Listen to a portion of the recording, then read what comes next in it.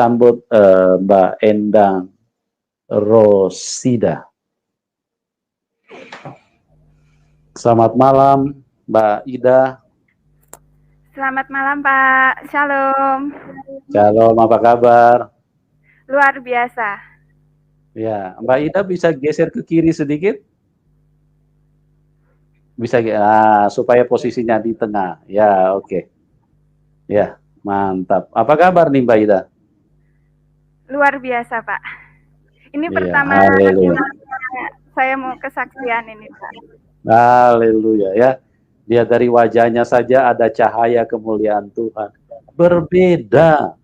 Orang kalau sudah berjumpa dengan Tuhan itu berbeda. Ya. Wajahnya dipenuhi dengan kasih. Senyumannya bukan senyuman munafik ini, bukan senyuman orang-orang yang membawa berita hoax. Tidak bisa dipura-pura, raut wajah itu tidak bisa dipura-pura. Orang mengalami kasih Kristus itu berubah. Wajahnya berbeda. Ada kasih luapan yang keluar dari dalam rohnya sehingga terpancar kebaikan, kasih Tuhan. Itu bukan perbuatan kami, itu perbuatan Tuhan langsung yang bekerja di dalam roh hati kami. Coba Anda lihat saja Mbak Endang ini. Ya, wajahnya ada cahaya, bukan cahaya lampu, ya, bukan cahaya kosmetik, tapi cahaya kemuliaan Tuhan. Itulah Tuhan Yesus, Tuhan yang dahsyat, ya. Ya, terima kasih Mbak Endang sudah hadir di studio dan Anda mau berbagi tentang apa yang telah Tuhan Yesus kerjakan di dalam hidupmu. Dan pada malam hari ini teman-teman sudah siap untuk mendengarkan. Anda bisa sampaikan, tentunya dimulai dari latar belakang dulu ya. Bagaimana Anda dibesarkan di mana, dari orang tua siapa, didikan di dalam Muslim seperti apa.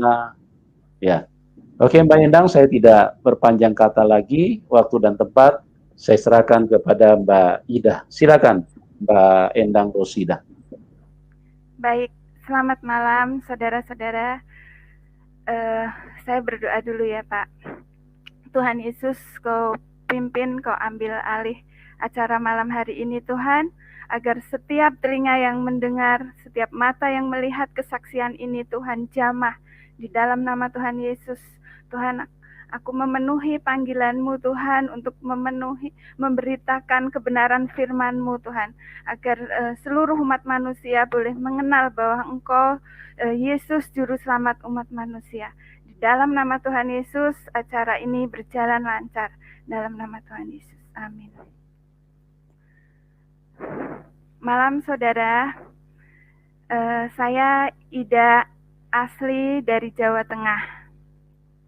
Mama saya asli Semarang, lebih tepatnya lagi Demak, lebih dikenal Kota Wali.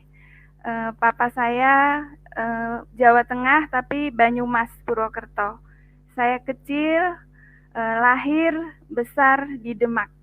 Dan di Demak itu ajaran agama Islam sangat kental ya. Saya berasal dari Muslim, saudara. Keluarga saya seluruhnya Muslim. Tidak ada yang mengenal Tuhan lah. Pokoknya di kampung saya 100% agama kami Muslim. Waktu kecil saya cukup bahagia. Saya punya seorang kakak, ibu, dan ayah. Kami tinggal di Demak. Pada waktu tahun 1992, ibu saya mendadak sakit. Dan sakitnya tidak dirasa, saudara. Ibu saya masih bekerja, masih ke sawah, masih berdagang seperti nggak lagi sakit. Pas suatu siang, ibu saya tiba-tiba pingsan dan dibawa ke rumah sakit. Waktu di rumah sakit, saya hanya ketemu beberapa kali karena waktu itu saya sekolah. Dan hanya ke rumah sakit sekitar 2-3 kali. Setelah itu, gak lama di rumah sakit ibu saya meninggal. Dan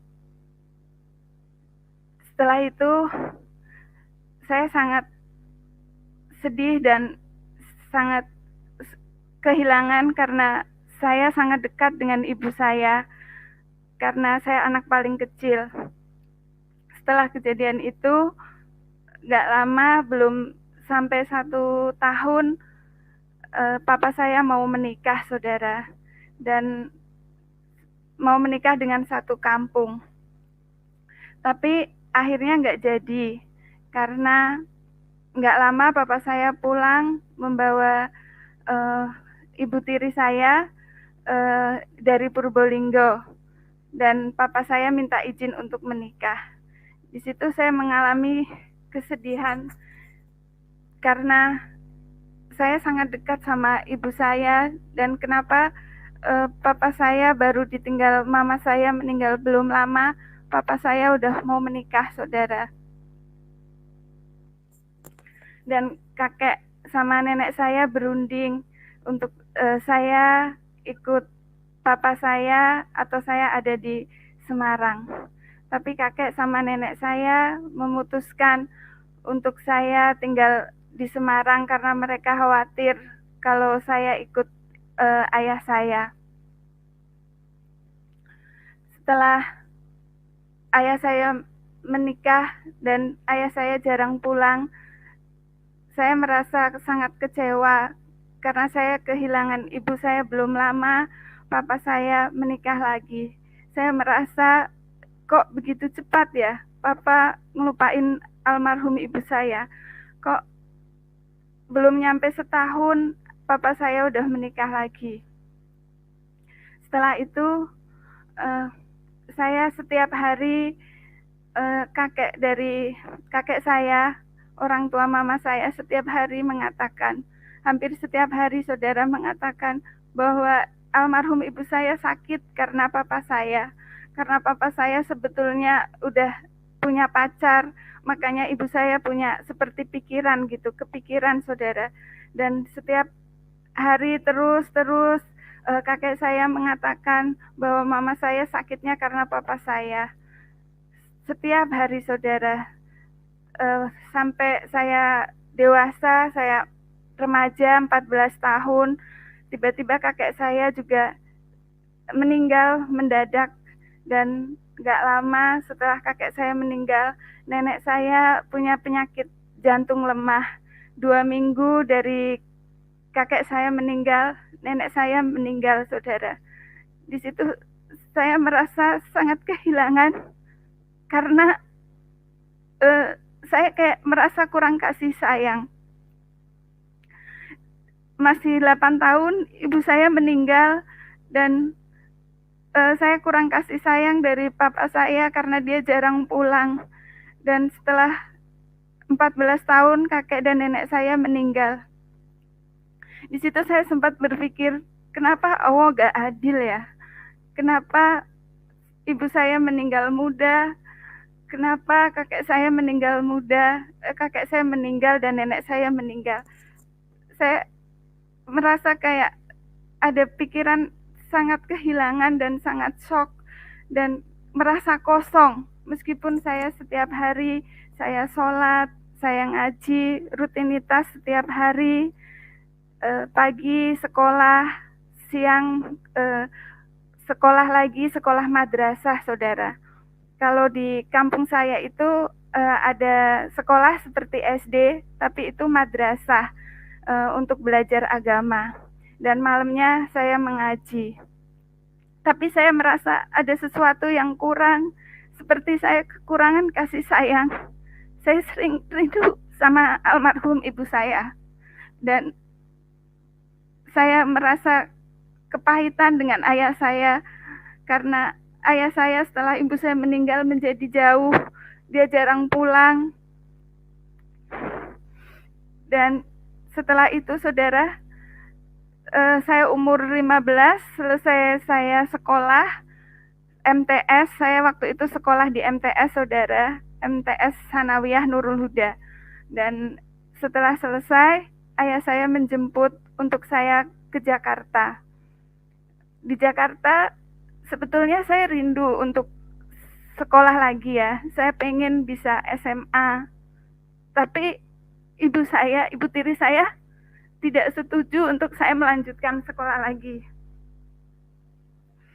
Dia keberatan untuk saya sekolah lagi. Akhirnya saya bekerja di toko, saudara. Saya dimasukkan kerja di toko. Di situ saya mulai kekecewaan saya bertambah sama ayah saya, juga sama ibu tiri saya. Saya kan masih pengen sekolah, saya pengen melanjutkan ke SMA setara. Tapi mereka tidak mau membiayai, mereka mau saya bekerja. Tapi seperti nggak adil, saudara, karena ibu tiri saya juga membawa anak perempuan dari suaminya yang dulu. Adik tiri saya ini disekolahkan, dia dilanjutkan ke SMA, sedangkan saya bekerja. Di situ saya semakin kecewa, kok ayah sama ibu tiri saya tidak adil. Di situ saya diam, saya pendam, karena saya tidak berani untuk ngomong ke ibu tiri saya.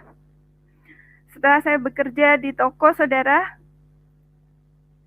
saya melihat di toko buku waktu itu di daerah Teluk Gong, banyak teman-teman suster yang pada zaman dulu kan ada wartel gitu, saudara, telepon umum, belum HP canggih seperti sekarang.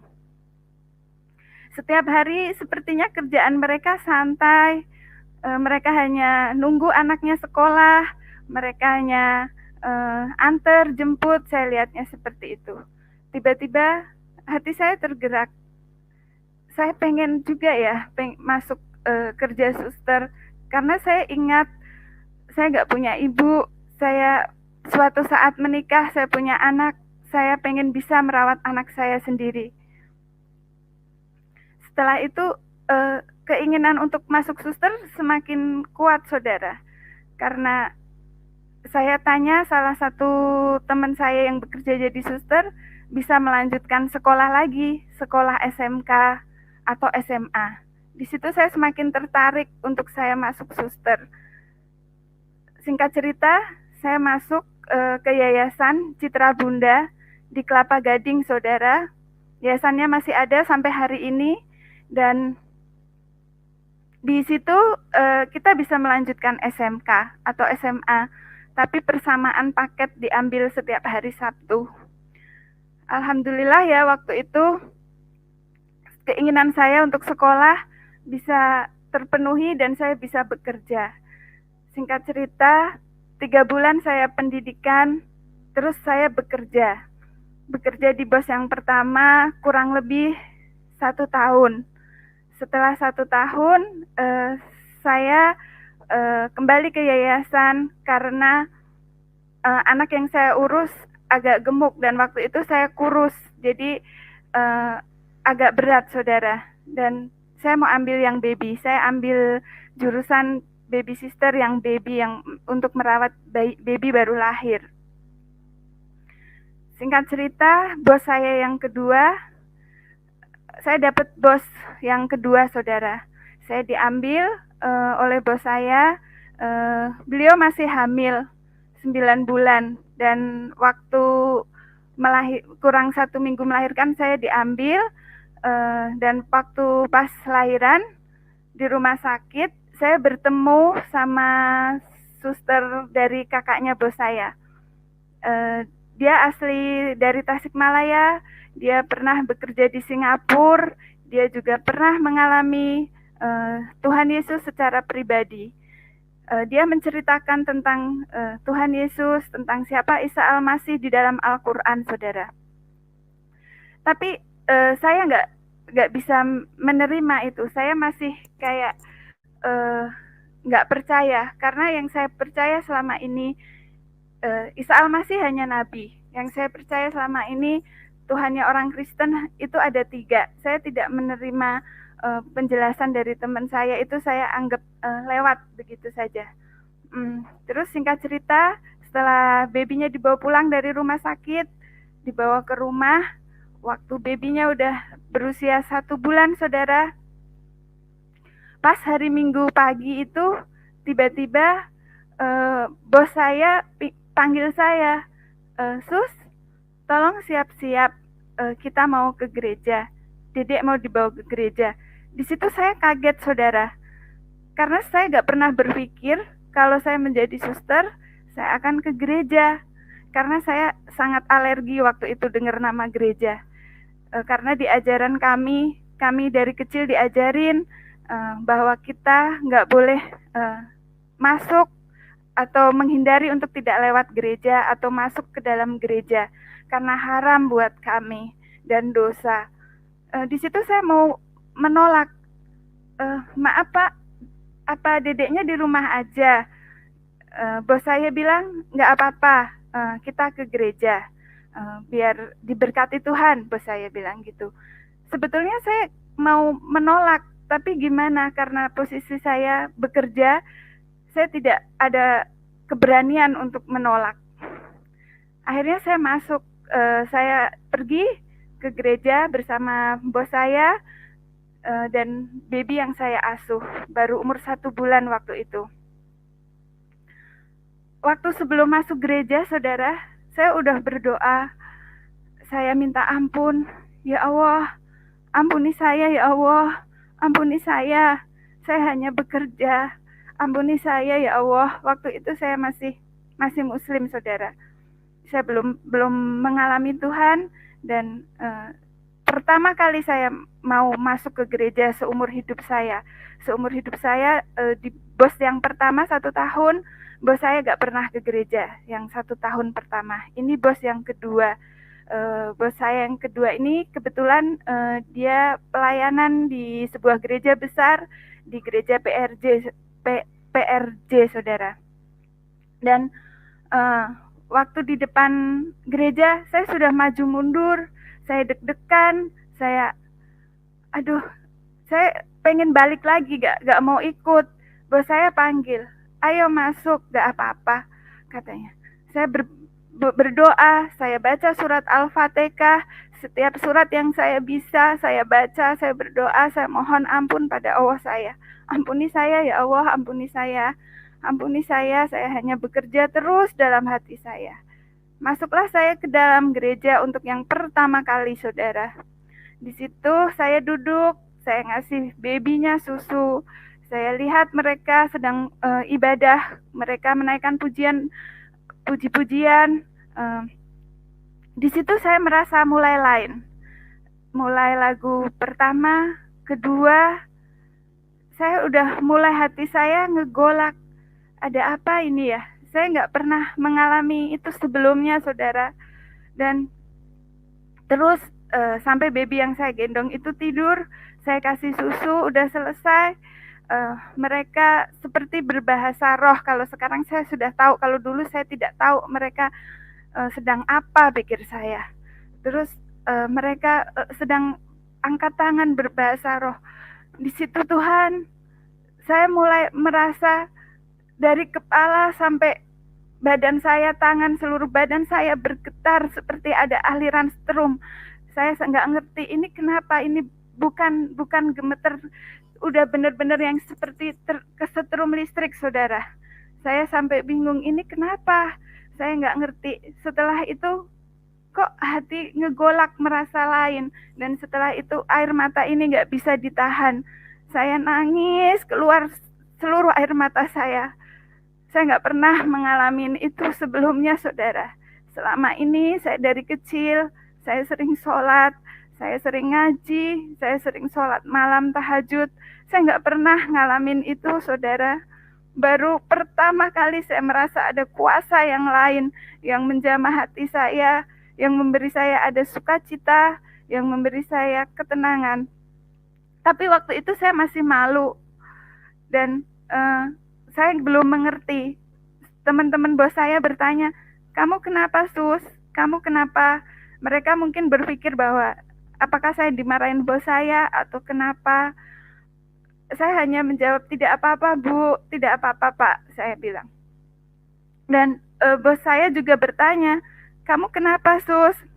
Gak apa-apa Pak, gak apa-apa Bu. Itu hari pertama karena saya juga masih malu untuk mau cerita bahwa saya mengalami seperti kesetrum dan merasa ada sesuatu jamahan. Saya masih malu dan saya masih gengsi ya, ibaratnya saya gengsi. Setelah itu minggu pertama berlalu, minggu-minggu kedepannya kami ke gereja terus.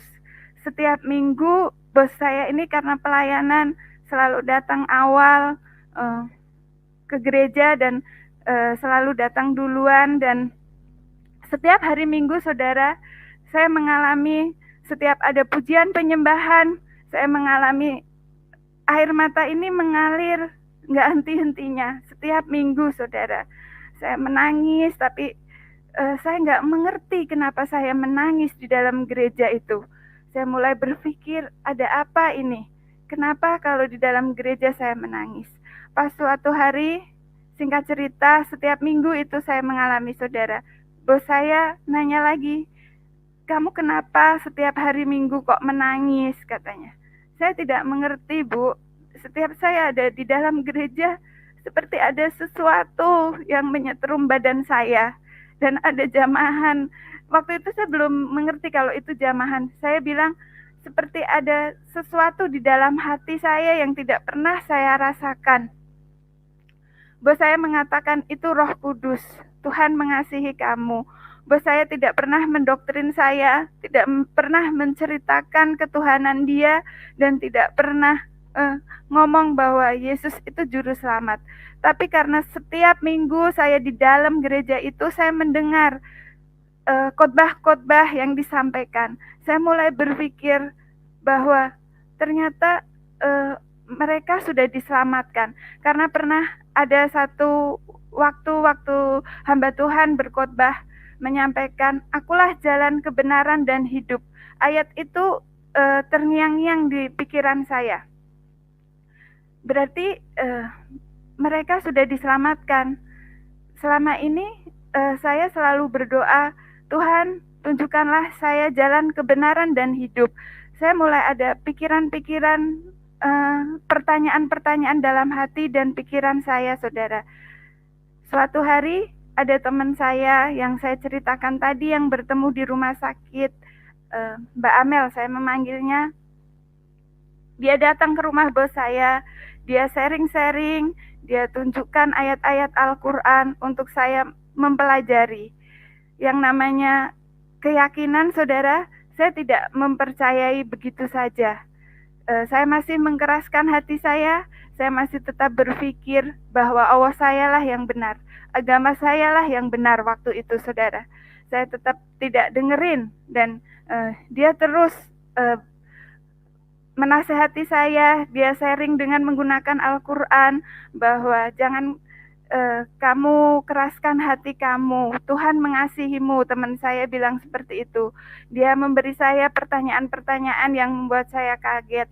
Dia bertanya, setelah kamu meninggal, kamu kemana? Kata dia. Saya mulai berpikir, insya Allah ke surga, kata saya. Terus dia bertanya lagi, apa kamu yakin ke surga? Kata dia. Saya bilang, insya Allah, surga itu urusan Allah. Kita manusia hanya menjalankan.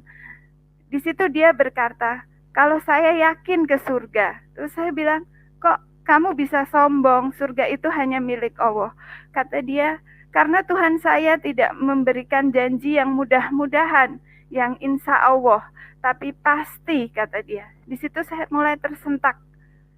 Berarti saya tidak pasti, sedangkan teman saya pasti diselamatkan.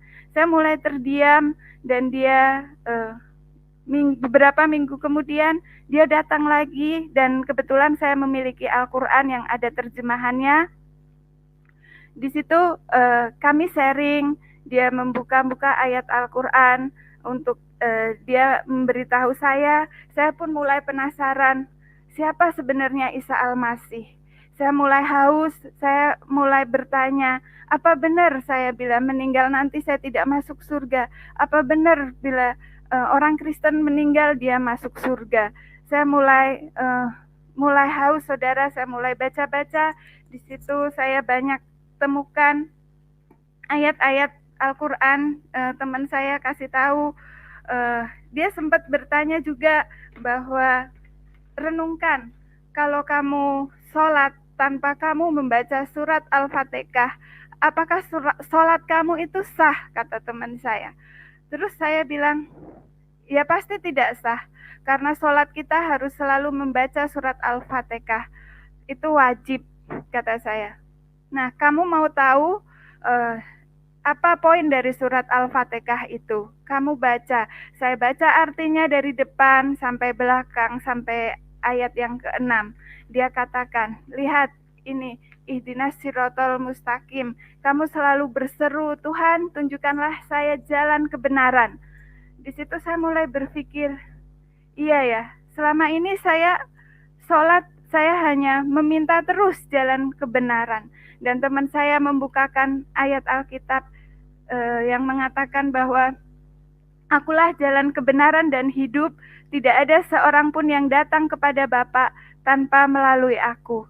Di situ saya mulai tersentuh dan saya mulai berpikir saya ingin diselamatkan. Tapi saya nggak langsung begitu mengiyakan, saudara. Saya masih berkeras karena pikiran saya dari kecil, saya didoktrin waktu sekolah, dari madrasah, terus sanawi, terus mengaji, saya selalu didoktrin, saya ingat bahwa Tuhan orang Kristen itu 3 dan orang Kristen itu kafir. Saya masih tidak mengiyakan. Saya masih pikiran saya takut menjadi orang kafir. Tapi saya kok mengalami sesuatu. Saya mulai bergumul.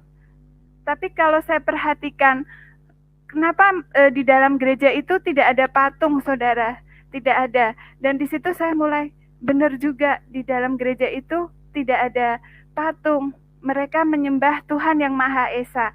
Terus kita sharing-sharing, saya mulai dikasih ayat-ayat Al-Quran untuk saya mencari sendiri. Waktu itu karena saya nggak mau buka ayat Alkitab, teman saya menganjurkan saya untuk membuka Al-Quran. Karena saya di tempat kerja itu membawa Al-Quran dan ada terjemahannya.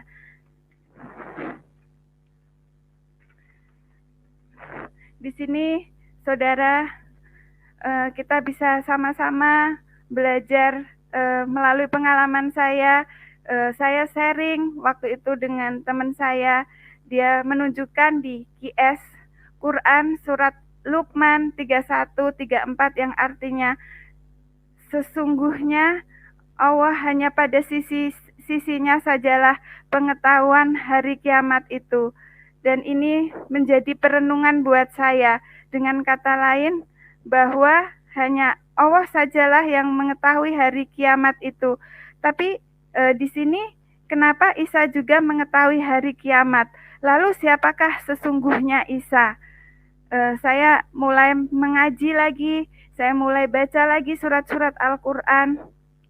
Di dalam surat Quran Az-Zuhruf 4361 yang artinya, dan sesungguhnya Isa benar-benar memberi pengetahuan tentang hari kiamat.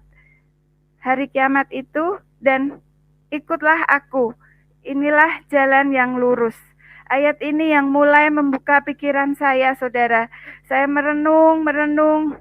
Ini kan Al-Quran sendiri yang mengatakan bahwa Isalah jalan yang lurus, saudara. Di situ saya mulai membuka hati. Saya gak mau mengeraskan hati. Saya mau belajar bahwa keselamatan akhirat itu bukan main-main, saudara. Itu kekekalan. Jadi saya mulai, saya gak ada salahnya. Toh saya baca Al-Quran gitu. Saya belum berani buka Alkitab. Saya mulai merenung. Saya pelajarin lagi Al-Quran saya. Dan terus setiap hari, siapakah Isa Al-Masih.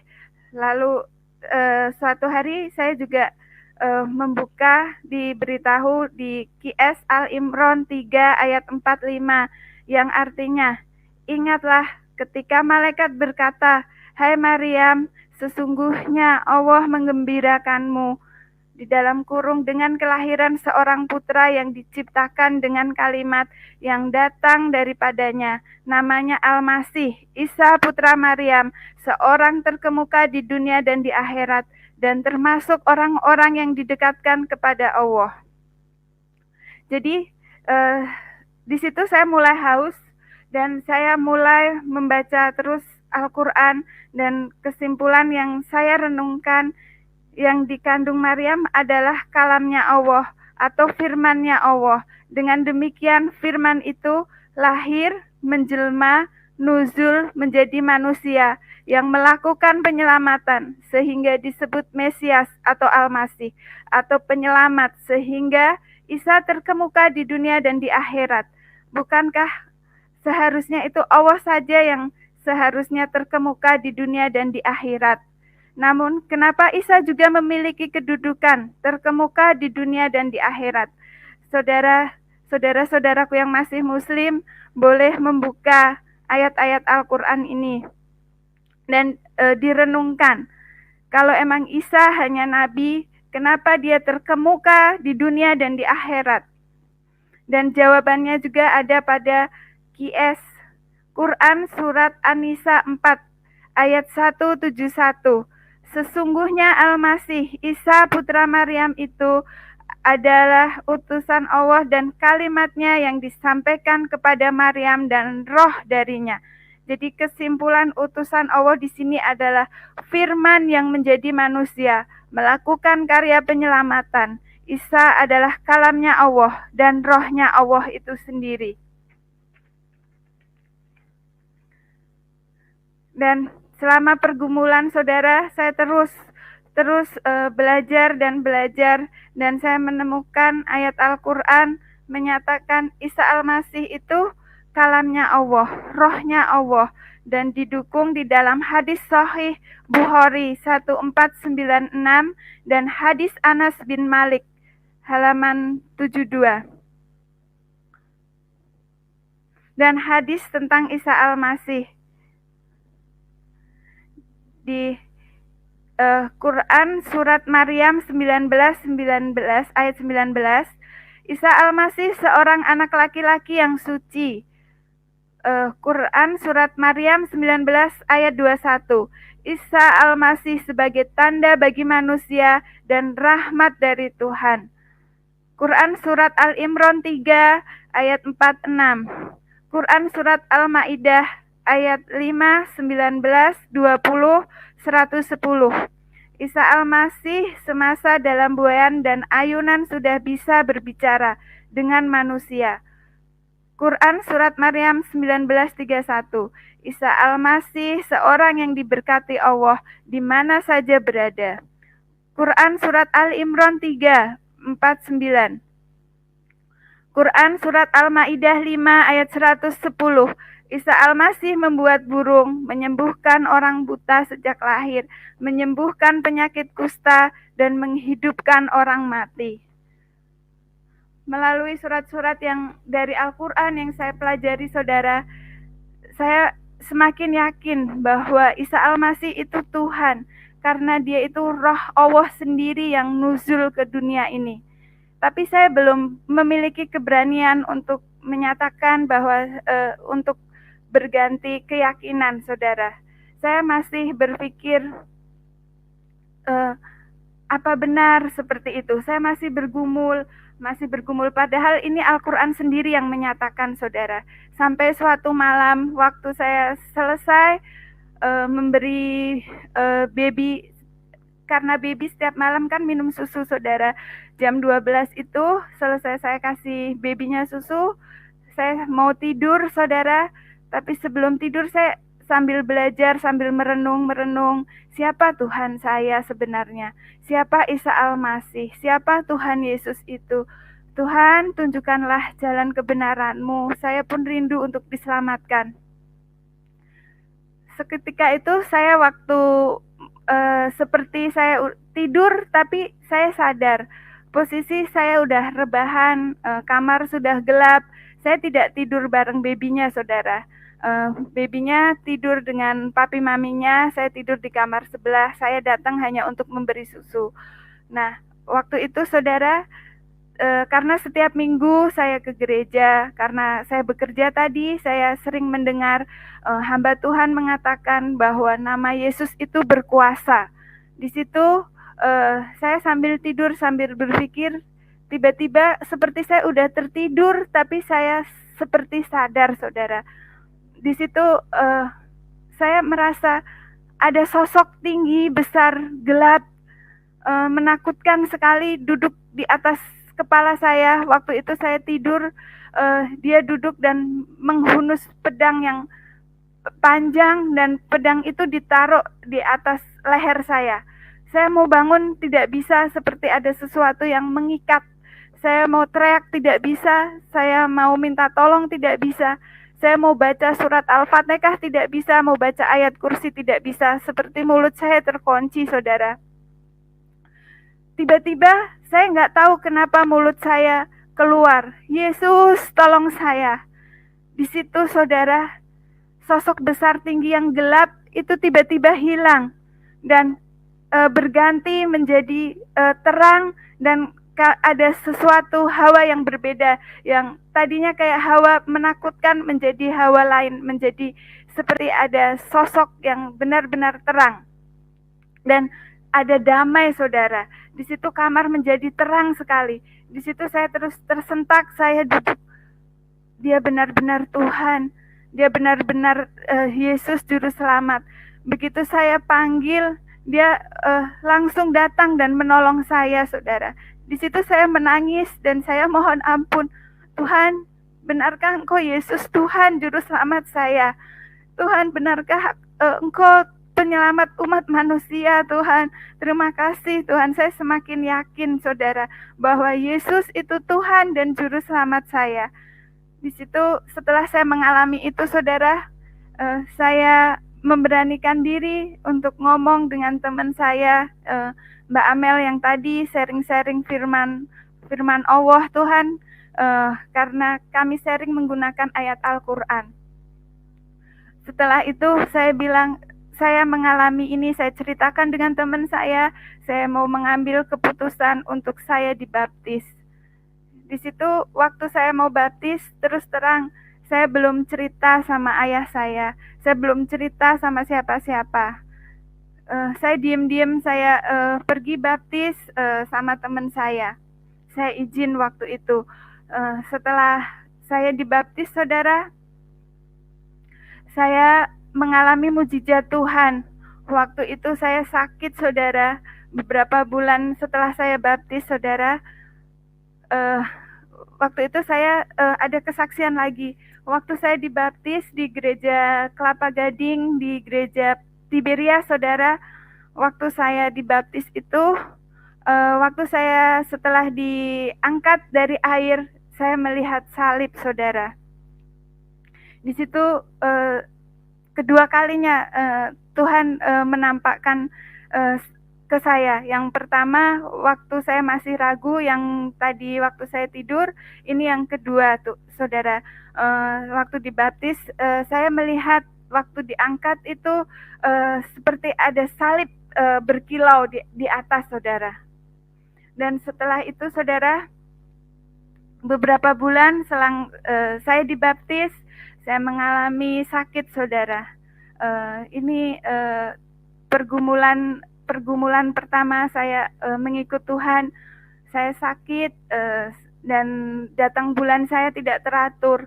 Setiap saya datang bulan itu sakitnya luar biasa, seperti saya mau pingsan, saudara. Pokoknya saya tidak bisa bekerja lagi kalau saya lagi sakit datang bulan itu. Dan di perut saya ada benjolan, saudara. Di situ udah dibawa ke dokter, tapi dokter bilang tidak ada apa-apa. Pas suatu hari setelah berbulan-bulan saya sakit, saya dilayani oleh hamba Tuhan, dan teman saya ini tadi dia datang ke apartemen bos saya untuk mendoakan saya, saudara. Di situ saya mengalami manifestasi berjam-jam. Saya dilawat Tuhan, saya nangis. Ternyata Tuhan mau saya untuk melepaskan kepahitan yang saya simpan selama ini. Di situ saya mengalami kasih Tuhan yang luar biasa. Waktu saya didoakan, saudara, saya dijamah Tuhan, saya menangis, dan melalui hamba Tuhan ini Tuhan berbicara, lepaskan pengampunan buat papamu. ampuni papamu, katanya di situ. Saya masih menolak, saya menangis, saya menolak karena saya sangat sangat kecewa saudara sama papa. Dari kecil saya pendem bertahun-tahun kesedihan yang mendalam waktu ibu saya meninggal. Kecewanya karena papa saya menikah begitu cepat, saudara. Di situ Tuhan terus berbicara berjam-jam untuk saya melepaskan pengampunan sama papa saya. Tuhan mau untuk saya mengampuni papa saya. Saya mau ikut Engkau, Tuhan. Saya mau mengampuni papa saya. Saya mau memaafkan papa saya. Di situ selesai saya didoakan Tuhan. Saudara, puji Tuhan, sakit saya sembuh dan saya komitmen untuk mengampuni papa saya. Sampai suatu hari, karena kasih mula-mula, saya langsung cerita ke teman-teman saya cerita ke papa saya dan ke pacar saya, saudara.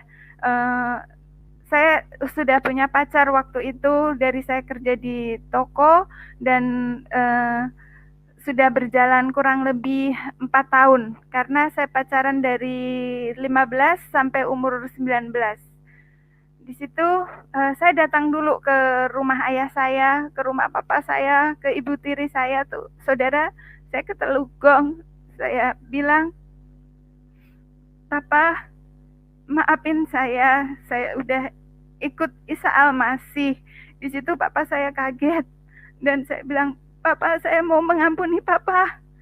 Saya memaafkan papa sama mama tiri saya bilang saya minta ampun dan saya bilang saya udah mengampuni."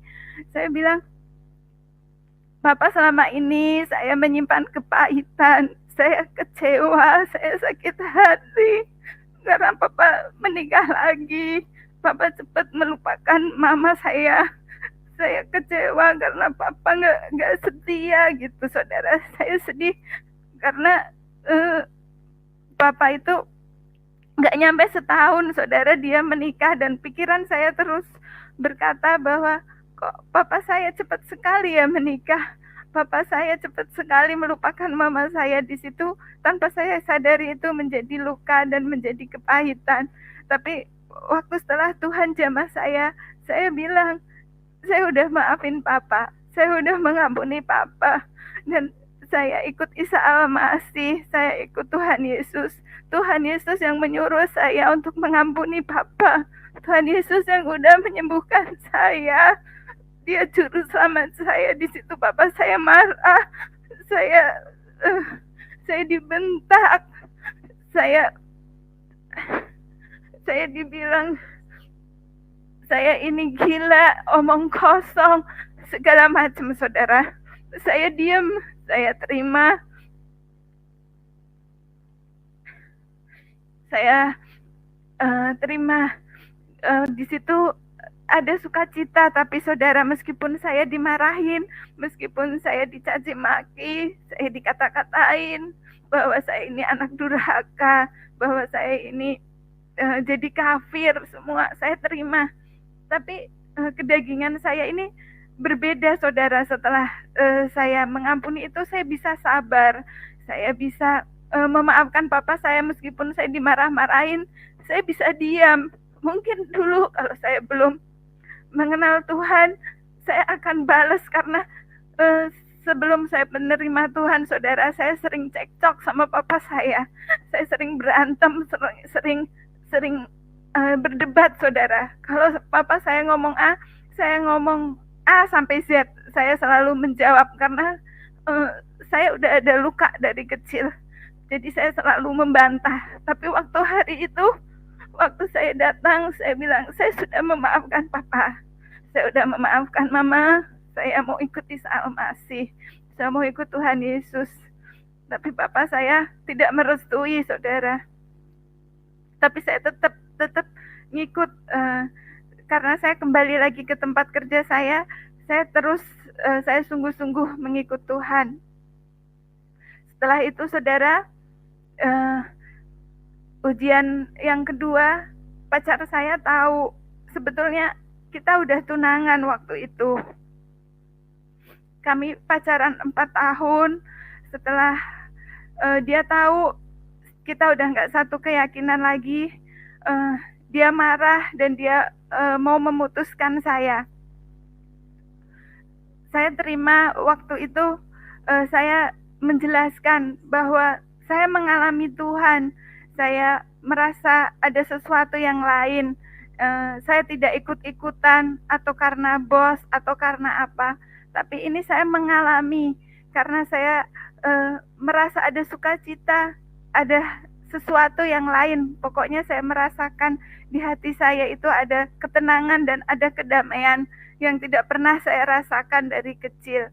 Tapi pacar saya mengatakan bahwa dia udah kecewa sama saya karena selama ini saudara, waktu saya masih pacaran, kemanapun saya pergi sama dia, waktu dulu di Muslim saya sangat taat saudara, karena saya selalu kemana-mana membawa mukena, saya membawa sajadah, meskipun saya ke Ancol pun sama dia, saya tetap cari musola, saya cari masjid untuk sholat, karena saya takut untuk meninggalkan sholat. Di situ dia melihat bahwa saya ini muslimah yang taat. Di situ ternyata dia naksir saya dari ketaatan saya. Dan waktu saya udah berpindah, saya bilang saya mengikut Isa Al-Masih, dia memutuskan saya, saudara. Di situ iman saya mulai merasa diuji Tuhan bahwa mana yang akan saya pilih. Pikiran manusia saya berpikir bahwa saya mau menginjili dia, bahwa saya mau menceritakan siapa Isa Al-Masih. Pikiran manusia saya terus masih ketemu dia, saya masih menceritakan iman saya yang baru. Saya berharap waktu itu untuk dia juga diselamatkan, saudara. Dan saya bergumul terus untuk supaya dia diselamatkan. Nah, tapi dia juga punya rencana lain, saudara. Pas suatu hari saya bertemu sama dia, saya diajak dia untuk pergi. Waktu itu saya cuti, saudara. Saya izin libur. Biasanya kami kalau pergi itu ke Ancol, saudara. Waktu itu dia ngajak saya ke hotel, saudara. Saya awalnya bilang, ngapain kita ke hotel, kata saya. Dia bilang, untuk kita diskusi, kata dia. Untuk kita ngobrol biar lebih enak daripada didengar orang, katanya. Bodohnya saya ngikut aja, saudara. Karena pikiran saya juga saya mau menceritakan siapa Isa Al-Masih. Bodohnya saya ngikut, saya masuk ke hotel itu, saudara. Waktu itu emang posisinya siang. Terus ke hotel itu, saudara, selama saya pacaran 4 tahun itu saya pegang komitmen bahwa saya selalu ingat pesan dari nenek saya sebagai perempuan untuk menjaga kehormatan. Sebagai perempuan boleh pacaran, tapi jangan melakukan hal-hal lebih yang dilarang agama juga. Saya juga takut. Dan puji Tuhan selama 4 tahun saya bisa menjaga itu, saudara. Dan pas hari itu, pas waktu saya cuti, pas di hotel, ternyata dia merencanakan sesuatu, saudara. Dia waktu itu setelah di hotel, dia ya awalnya kita biasa, yang pacaran kita ngobrol biasa. Setelah itu dia punya niat lain ke saya, saudara. Sebagai 1 lawan 1, secara manusia saya kalah, saudara. Tapi Tuhan tetap menolong saya. Di lembah kekelaman Tuhan membela saya, menolong saya. Di situ kuasa Tuhan nyata, saudara. Di situ waktu dia berbuat tidak baik sama saya, dia mau memperkosa saya, saudara. Emang saya masuk atas kemauan sendiri, tapi setelah di dalam dia berniat untuk tidak baik. Setelah kejadian itu, sebelum kejadian waktu itu, pas dia sedang berusaha, saya sedang tidak berdaya, saya minta tolong, Tuhan Yesus tolong saya. Tiba-tiba badan dia terpental, saudara, dari badan dia tadinya di atas saya dan terpental sampai depan kamar mandi, saudara. Di situ seperti ada kekuatan Tuhan yang menolong saya. Sungguh kuasa Tuhan luar biasa. Dan setelah itu dia mengurungkan niatnya dan dia bercerita, sebetulnya saya mengajak ke sini emang sengaja, kata dia, untuk supaya kalau dia sudah bisa dapetin kehormatan saya, agar saya mau kembali ke Islam. Di situ saya nangis, Tuhan terima kasih, Engkau melindungiku, Engkau menolongku, terima kasih Tuhan, terima kasih. Saya juga merasa saya berdosa, saya salah karena pikiran manusia saya mau menarik dia, saudara. Tapi dia juga punya rencana yang nggak baik buat saya.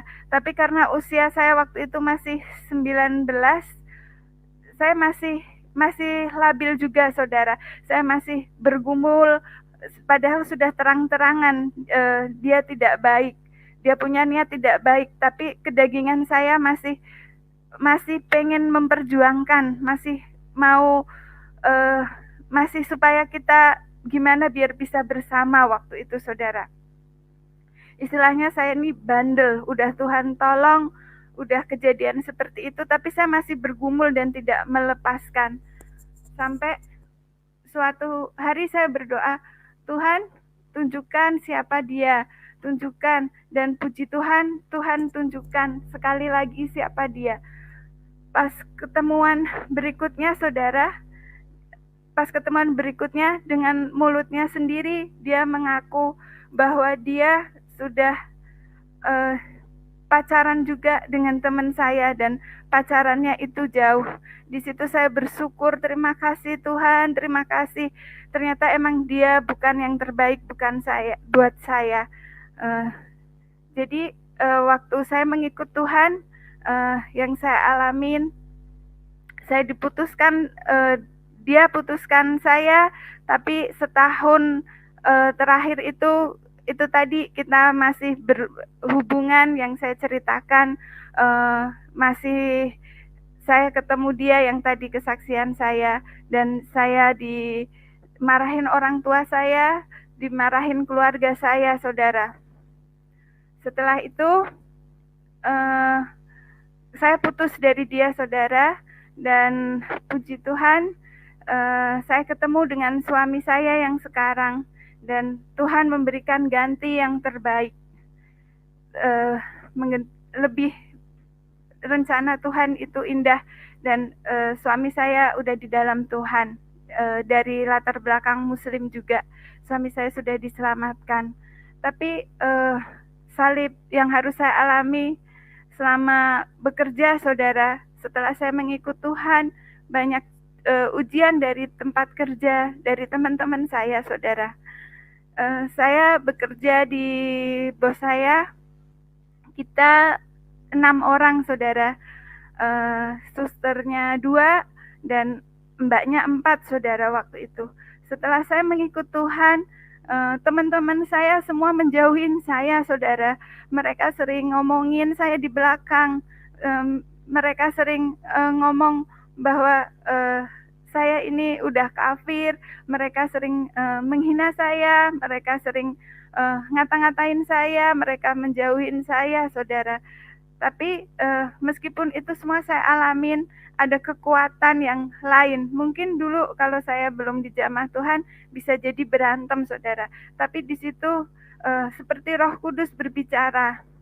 Jangan sabar, seperti ada sukacita dan Roh Kudus berbicara untuk saya tidak membalas, untuk agar saya tidak menjadi batu sandungan, untuk saya bisa menjadi berkat agar mereka melihat kemuliaan Tuhan ada di dalam saya. Meskipun saya merasa sendiri, teman-teman menjauhin, tapi herannya saya merasa sukacita, saya merasa ada kekuatan, saudara. Dan setelah itu berjalannya waktu, puji Tuhan, saya sabarin teman-teman saya, dengan saya di situ kurang lebih 5 tahun, dan puji Tuhannya teman-teman saya setelah 5 tahun mereka mulai mengerti siapa Isa Al-Masih.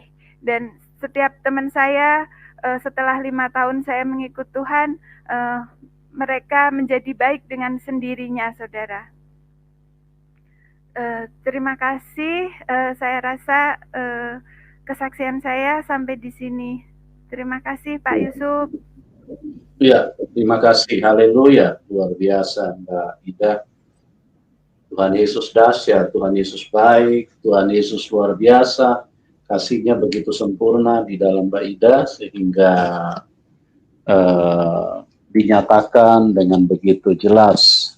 Ya, itulah yang saya katakan kepada kita bahwa Tuhan Yesus itu bukan huruf-huruf, ya. Tuhan Yesus itu adalah firman yang dibukukan. Kita bisa mengalaminya, kita bisa merasakannya, kita bisa berinteraksi langsung dengan Tuhan. Dan kita melihat bagaimana Mbak Ida pada saat dia berada di gereja, dia mengalami kuasa Tuhan yang supranatural. Cuma dengar lagu pujian aja dia bisa bergetar loh. Kuasa Tuhan Yesus itu sangat nyata. Kuasa Tuhan Yesus itu sangat nyata, teman-teman. Ya. Kami sama sekali tidak ingin supaya KTP Kristen itu bertambah banyak. Itu sama sekali tidak ada pentingnya. Tapi kami rindu supaya semua bisa mengalami kuasa Tuhan, mengalami kasih Tuhan, seperti yang dialami oleh Mbak Ida. Getaran seperti kayak ada aliran listrik. Nah, siapa yang berbuat itu? Itulah Tuhan yang sebenarnya, itulah Tuhan yang bisa dialami. Bukan huruf-huruf yang dituhankan, cuman bacaan. Apa itu? Bacaan itu cuma karangan. Ya, kalau dibaca terus kemudian disuruh umatnya beriman, tapi tidak mengalami, kan apa artinya memiliki kepercayaan seperti itu? Tidak ada. Ya, kami mengasihi siapapun, makanya kami terus menyampaikan lewat berita-berita, bahkan lewat kesaksian yang kami hadirkan supaya orang lain bisa diteguhkan, bisa dikuatkan, bisa tersadarkan.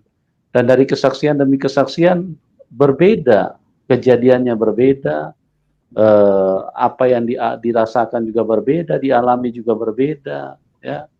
Ini Mbak Idanya lewat pujian bergetar, ada kuasa yang luar biasa.